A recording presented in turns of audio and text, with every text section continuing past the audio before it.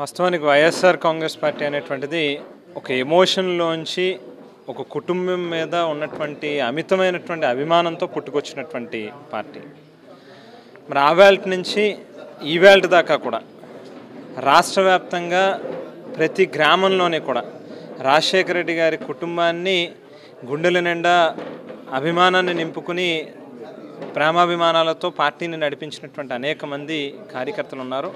అయితే వాస్తవానికి ఒకంత మా పార్టీ అధ్యక్షులు జగన్మోహన్ రెడ్డి గారు చెప్పినట్టుగా బహుశా గడిచినటువంటి 5 ఏళ్ళు అధికారంలో ఉన్నటువంటి సందర్భంలో ఓ పక్కన కోవిడ్ కారణంగా కావచ్చు, లేకపోతే రాష్ట్రం ఉన్నటువంటి ఆర్థిక పరిస్థితులు రీత్యా కావచ్చు, జగన్మోహన్ రెడ్డి గారు నిత్యం ఏ రకంగా ప్రజలకి మేలు చేయాలనేటువంటి దానికే పెద్దపీట వేయడం జరిగింది. దాని మీద ఎక్కువ ధ్యాస కూడా పెట్టడం జరిగింది.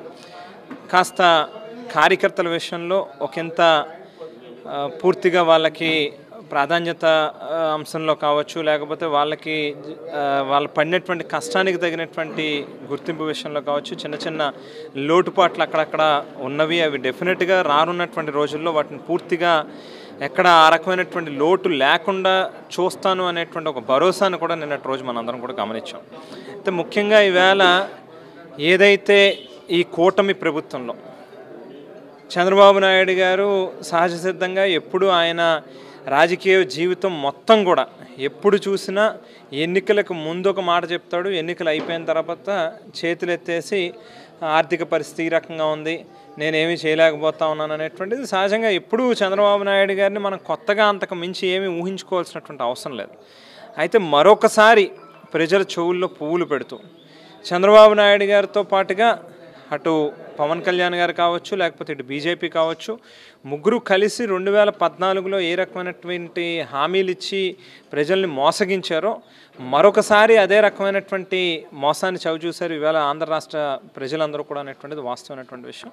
సరే, ఏదో మనం మోసపోయాం అనేటువంటి బాధతో ఒక పక్కన ప్రజలుంటాయి, మరో పక్కన బాబు షూరిటీ భవిష్యత్తు గ్యారంటీ అనేటువంటి నినాదాన్ని కాస్త బాబు షూరిటీ బాధుడు గ్యారంటీ అన్నట్టుగా ఒక పక్కన ఇసుక, మద్యం, లేక మట్టి కావచ్చు, అన్ని రకాలుగాను ఎక్కడ ఏది దొరికితే అది కరెంటు బిల్లులు విపరీతంగా పెంచేసి సామాన్యుడి యొక్క నడ్డు విరుస్తూ ఉన్నటువంటి పరిస్థితి ఇవాళ స్పష్టంగా కనిపిస్తూ ఉంది.